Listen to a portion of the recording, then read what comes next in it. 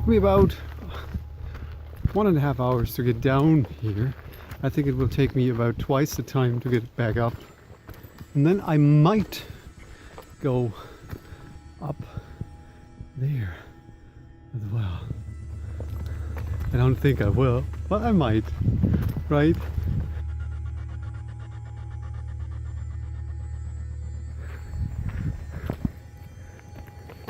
Of course I went wrong. Why would you suspect that I went the right path? Nobody would suspect that. And I have no idea where to go. I just follow the pathway here right now. And just so you see how steep that really is. And yeah. That's how fucking steep that is. Now I'm at the next step, and now you will see how far I have already come. So I'm a mountaineer with a camera, and that's the problem. That lens is really heavy.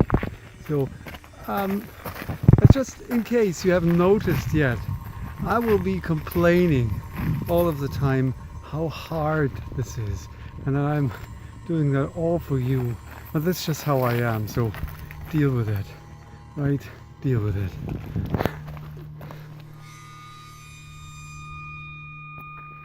So I'm almost up there, so I have about 3/4 of the way. So you see, I'll show you once again the crater of that volcano, and you see the rubble on the floor. It's really not easy to walk here, but I will do that for you and for me, actually, because I think it's starting to rain and I also want to get back to the apartment.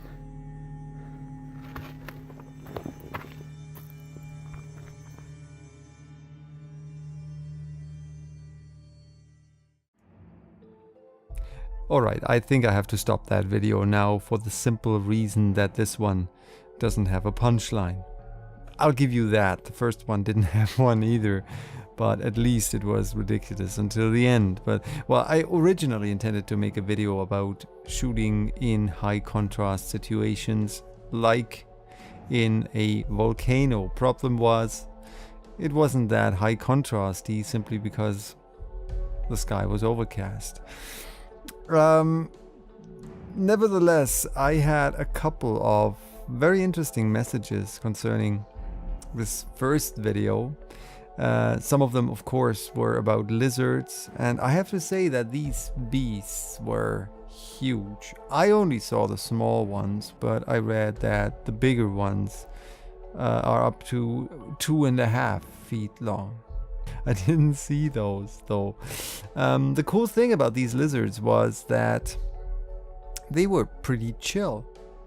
And so it was comparatively easy to take photos of them. I had my 300mm telezoom lens, 70 to 300mm telezoom with me, so it wasn't that hard to get really close-up shots. And the ones that I posted to my blog, they're not even cropped. Well, most of them are not even cropped. So I posted 4, I guess, at the time of recording this video. The next thing was a question that I got about my, let's call it, dedication to volcanoes. And this is something I have to say, and if you expect some kind of not weird story, because this one will definitely be weird. For me it was weird, and for me it wasn't. Maybe this is also something that you might not expect from me. Sorry to disappoint. But being inside of that volcano, despite the very ridiculous video that I made, was to an extent a very spiritual experience. I mean, climbing down this very steep hill, and it wasn't even well, it was even steeper than you saw in the video, and being there at the bottom of a volcano. And now comes the weird bit. A couple of months after I had this extreme urge, and that suddenly showed up in a conversation with a very, very dear person. And I said, I want to see a volcano. And so I went on vacation, and this urge was still kind of boiling inside of me. And you know me, probably know me, that I love trees, and I'm a big fan of nature and all kinds of trees.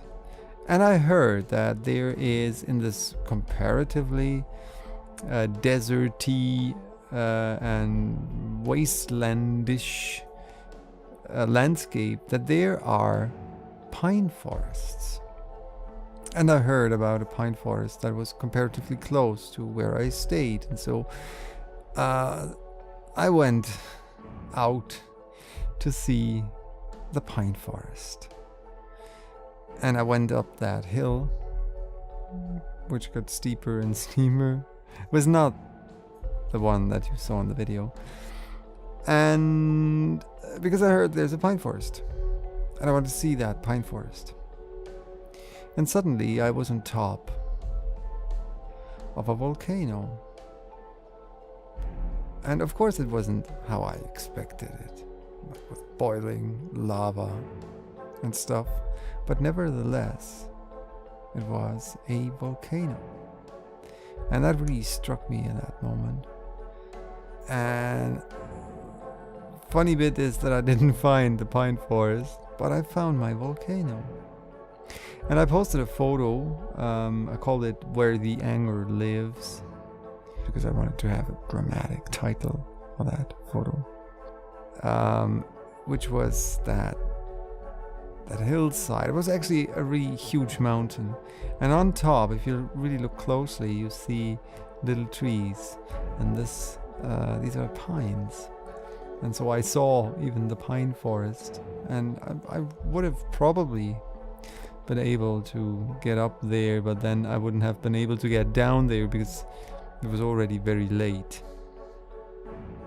So I was pretty overwhelmed by that experience. And in the evening I learned there's a volcano crater close,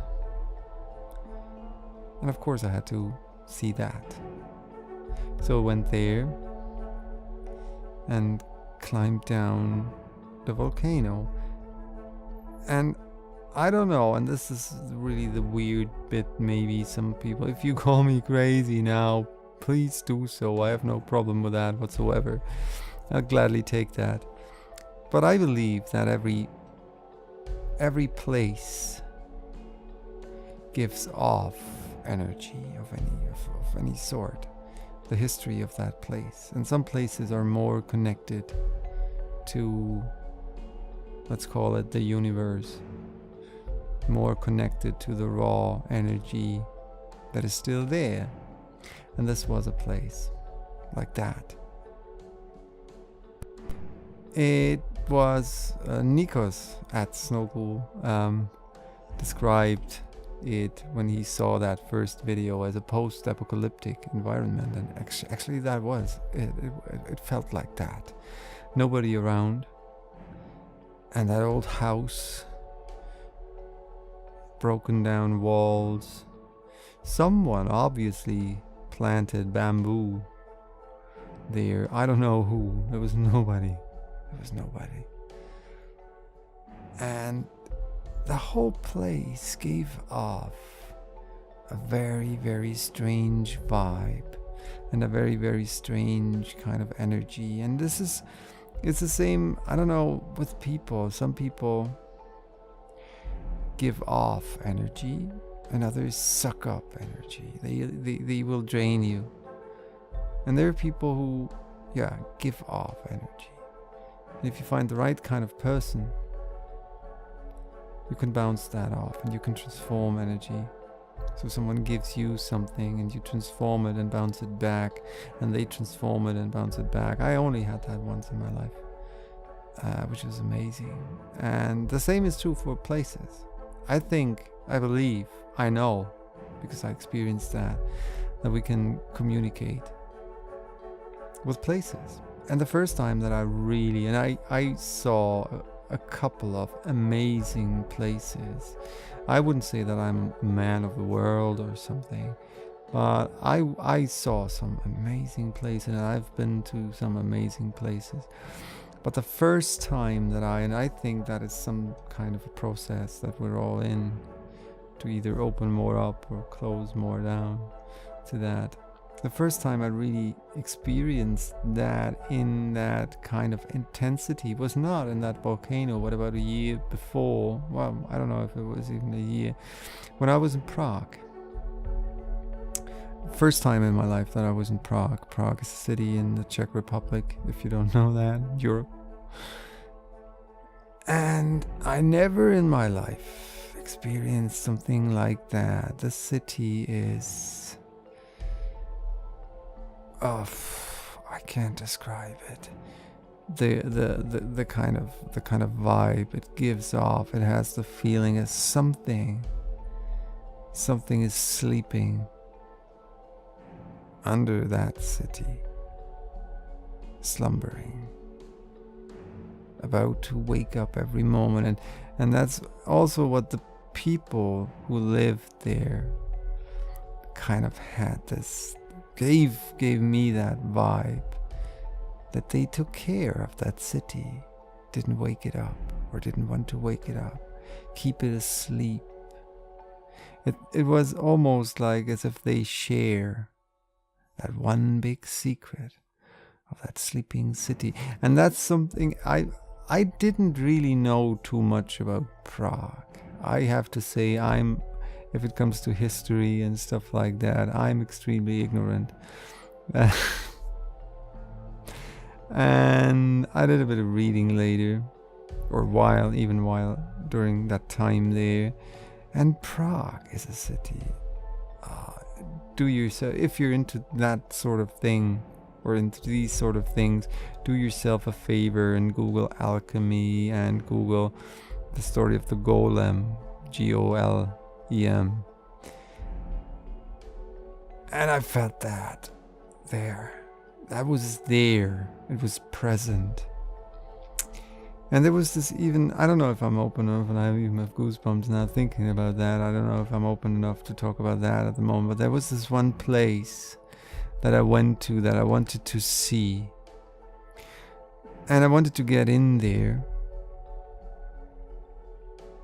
And this place kind of told me, no, this is not for you. Stay out. This is not for you. You don't belong here. And I agreed, in terms of I didn't go in. And there was this feeling that it was a mutual respectful thing. Like, thank you for accepting that. And again, I'm pretty sure some of you will call me crazy now. Go ahead. I don't care.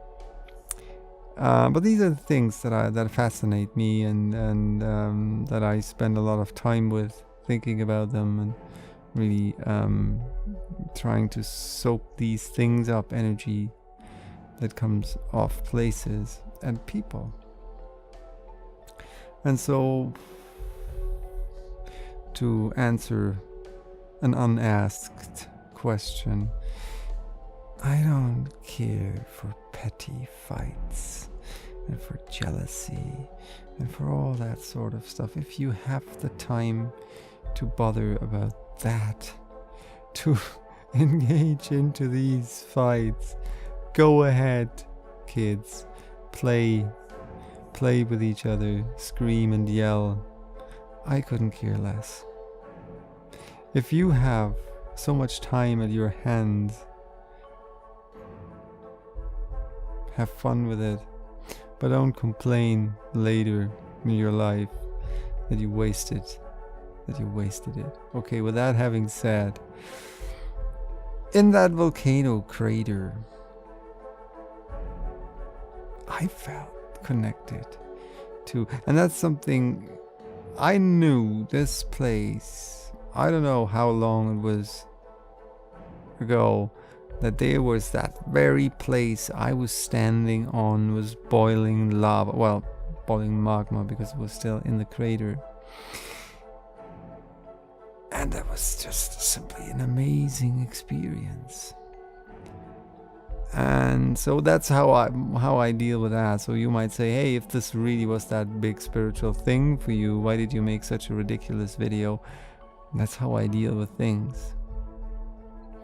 That's the bouncing of energy. That's my transformation of energy. Sometimes I do it this way, sometimes I do it in a different way. So yeah, this video probably wasn't what you expected, I guess. But this is also part of me. So talking it into that camera, usually I share this stuff in private, but I don't have anyone to share. So I'll share it with you. And now you can unfollow me because you think I'm completely cuckoo. Bye bye. Till next time.